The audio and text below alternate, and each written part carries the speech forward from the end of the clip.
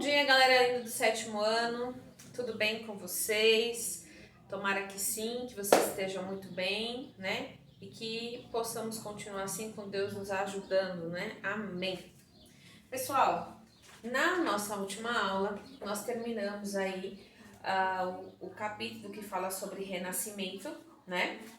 E as atividades. Então, a primeira coisa hoje da aula é fazermos a correção das páginas 116 e 117. Se a gente ainda não fez, né? Que eu acho que a gente já fez a correção da página 116 e 117. Eu acho que faltou mesmo a página... Ah, não. A gente fez a correção da página 116, não foi? E ficou faltando a página 117 e 118. Memória. E aí a gente faz essa correção agora já, na primeira parte da aula. E depois nós vamos entrar neste contexto aqui, ó. Renascimento artístico, valorização do ser humano. Professora, mas a gente já não acabou de ver o Renascimento? Sim, minha gente, mas é muita coisa para poucas páginas, né? Então, tudo começa aqui com essa obra. Vamos começar a falar desta obra aqui, que se chama O Nascimento de Vênus. Ela está na página 119 do seu livro, tá? Vamos falar aí sobre Botticelli. Botticelli foi quem pintou essa obra, O Nascimento de Vênus, que para mim é uma das mais bonitas do Renascimento e que envolve aí um pouco de mitologia também, tá? Vênus é a deusa do amor romana, que existem várias mitologias, tá? A romana, a grega, como é que a gente viu na outra aula também, que me fugiu? A egípcia, né? Então, a deusa Vênus aqui seria como Afrodite, tá? A deusa do amor. E aqui seria o nascimento dela. Como surgiu a deusa do amor no meio da água, né? Então vamos entender essa lenda. Para que você entenda a obra, você precisa saber a lenda. Reza a lenda que Urano, o céu, e Gaia, a terra, se uniram e tiveram aí seus filhos denominados titãs. E aí, Cronos, o deus do tempo, né? Mais Saturno, não se sabe ainda ao certo qual dos dois, mas castraram o pai e jogaram os genitais dele na água. E dessa espuma nasce Vênus, a deusa do amor ou Afrodite, tá? Essa é a lenda, tá? Essa é a lenda, só para vocês entenderem por que uma mulher nasce aí num quadro, tá? De onde Botticelli tirou isso? Foi dessa lenda, tá? Dessa lenda mitológica, e tanto grega como romana, tá? E aqui a gente vai falar, a gente já sabe que o berço do Renascimento foi na Itália, que a cidade que recebeu isso de braços abertos foi Florença, né? Sabemos aí também que estávamos rompendo aí com os quesitos medievais, o teocentrismo, Deus no centro de tudo, né? Agora a gente estava indo para uma vibe mais científica, buscando outros caminhos. Falamos de Leonardo da Vinci, vamos falar dele de novo. Mas agora não vamos falar deles, nós vamos falar de Michelangelo, Donatello, né? Botticelli, e não é das tartarugas ninjas, certo?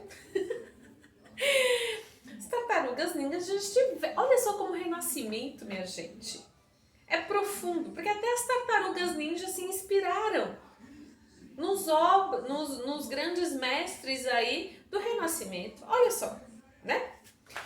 Para vocês verem. E aí, a gente vai falar agora de 3 partes aí do Renascimento, tá? Ele foi dividido em 3 partes. tá? Aqui vai falar na página 120, o 300. Na página 121, 400.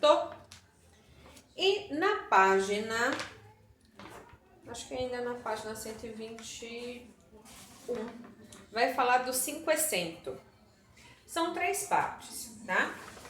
A primeira parte, o 300, ele vai falar sobre o quê?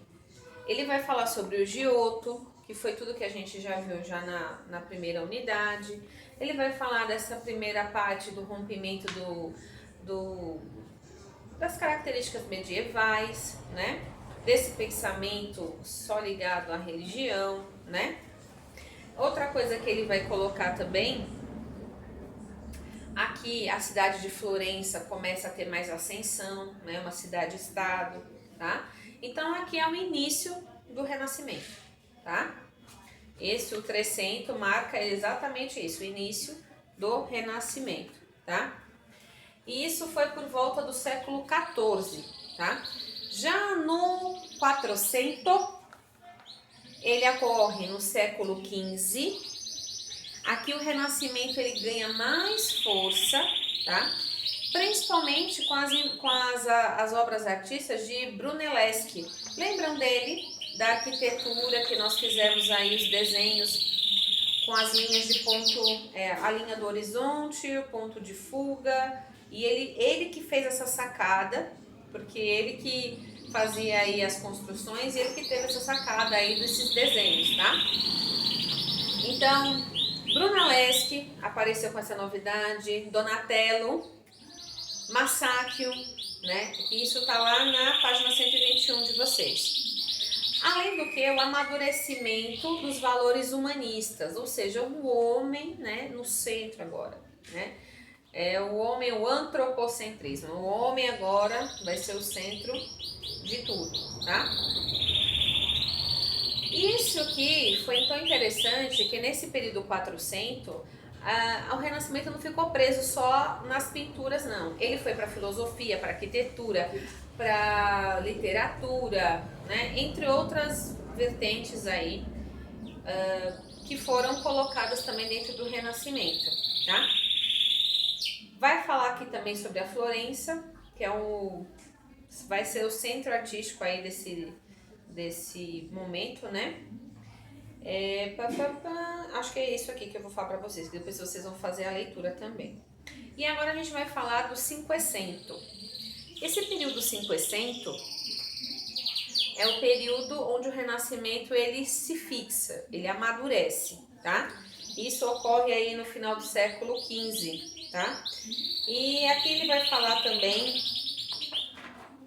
aí na página 122, tá? Que aqui começam os grandes marcos aí, as grandes navegações têm a ver com o Renascimento, né? As novas reformas religiosas, né? Aqui vai falar também dos artistas como Michelangelo, Rafael, Bramante, né? E também vai ter aí um nascimento de uma arte chamada maneirismo. O que seria esse maneirismo? Põe aí na página 123. O maneirismo, né, é uma estética exagerada e muitas vezes deformativa, como ficou conhecida, tá? E ele durou até o final do século XVI, com a emergência do barroco, que isso aí a gente vai ver só lá no final do ano. Mas aqui, o que vocês precisam saber é que o Renascimento ele foi dividido em 3 partes, o 300, o 400 e o 500. O 300 marca o início dessa vanguarda, o Renascimento. O 400, ele já marca mais uma maturidade disso, do Renascimento, onde Brunelleschi, Michelangelo, Rafael, eles vão aparecer aí dentro desse... Rafael é o nome, gente, ó. Eu misturando as tartarugas. Michelangelo, Leonardo da Vinci, Donatello, eles vão aparecer aqui nesse contexto, tá? No 400 é onde o Renascimento realmente ganha força, né? Aqui vai falar dos mecenas, de como a burguesia patrocinava essas obras de arte, né? E aqui também vai falar também de uma família, que é interessante a gente falar deles, cadê? Os Médici, né? Os Médici foram uma família que patrocinou, foram os banqueiros aí de Florença por um grande tempo e patrocinou essas obras por várias gerações, né? Talvez os mecenas derivassem aí dessa família o nome Médici, que eles patrocinavam mesmo aí a arte, tá? Era uma coisa que acontecia na época, tá? Michelangelo, Leonardo da Vinci, Donatello, Brunelleschi, todos esses caras teriam que ter alguém para custear essas obras deles, para bancá-los, para que eles se dedicassem somente à pintura, ou à escultura, ou à arquitetura, enfim, entenderam? Eles não poderiam, além deles divulgarem a arte, era o meio de vida deles também, de trabalho, tá? Bom, então como eu estava falando, o Renascimento ele vai se dividir em 300, 400 e 500. Esse 500, ele já está no final do século XV, tá? É onde aí vai começar a ter aí as grandes navegações, as grandes reformas religiosas, tudo aí ocorre no 500. Claro que o Renascimento já está bem mais maduro, né? Já passou aí um século aí quase de Renascimento, então as características desse movimento estão fortes, enraizadas. Então é um momento do movimento em que a gente percebe as obras de uma maneira mais nítida, tá? E aqui eu vou colocar para vocês o link do QR Code da página 123, onde nós vamos ver uma exposição sobre Leonardo da Vinci. Vamos ver os escritos dele. Leonardo da Vinci tinha mania de escrever em tudo, gente, em tudo. Ele tinha muitas coisas, ele era muito versátil, era um gênio, né? Então ele escrevia muita coisa, ele tinha muitas ideias. Eu acho que a cabeça dele fervia igual panela d'água quando tá fervendo, né? De ideias. Ele era muito interessante e muito à frente do seu tempo, como nós já vimos. Inclusive, não é à toa que a gente encontra aí na literatura muitas coisas ligadas ao Leonardo da Vinci, assim, principalmente tem uma obra chamada O Código da Vinci, né? Por quê? Porque as obras dele são inquietantes, são tipo espécie de enigmas. Por exemplo, se você for lá na página 124, aqui é a Mona Lisa, né? Mas é claro que aqui a Mona Lisa foi alterada. Da Vinci ele fez um estudo, o olho da Mona Lisa, em qualquer ângulo que você esteja olhando para ela, é como se ela estivesse te acompanhando com os olhos. Ele conseguiu fazer essa façanha, né, em século XIV, século XV. Então, muitas coisas da literatura, tem muitos filmes, suspense, ligados à obra do Da Vinci, de uma maneira assim de suspense, de terror, porque as obras dele são inquietantes mesmo e são difíceis de desvendar, né? Além da gente perceber também, não só ele da época, mas vamos falar de outros nomes também, como Michelangelo, né? Olha essas esculturas, né? Perfeitas. Lembrando que o Renascimento, ele vai ter uma tendência aí ao grego, ao classicismo, né? Então, tudo isso eles vão resgatando aí nessas obras, né? Como diz aqui logo no início do capítulo, tá, página 119, ele vai colocar o quê, ó? Os artistas renascentistas, tanto na literatura quanto nas artes visuais, passaram a se interessar pela estética greco-romana. É a mistura das duas, tá? O que se alinhava aos ideais humanistas. Inclusive, né, vocês vão pesquisar para mim, eu vou citar hoje alguns nomes que vão fazer a pesquisa. O que é humanismo? O que são esses ideais humanistas, né? Hoje nós vamos discutir isso também em aula, tá? Tanto que vocês percebem essa mistura do grego e do romano aqui nesse quadro aqui, o Nascimento de Vênus, porque muda-se o nome, né? Para os romanos, Vênus, para os gregos, Afrodite, mas a lenda, a origem do nascimento dela é a mesma para os dois povos. né? Então, o grego e o romano, eles acabam ficando muito interligados em alguns momentos, por isso que eles falam que eles se interessaram pela estética greco-romana, que é uma mistura dos gregos e romanos, porque eles meio que se fundiram, tá? Em alguns elementos da arte, principalmente, tá? Voltando aí, a gente vai falar aí de Botticelli, a gente vai falar de Michelangelo, Giotto a gente já falou, né, na aula passada. Mas outra coisa que eu gostaria de falar com vocês é sobre esse quadro aqui, que está na página 124.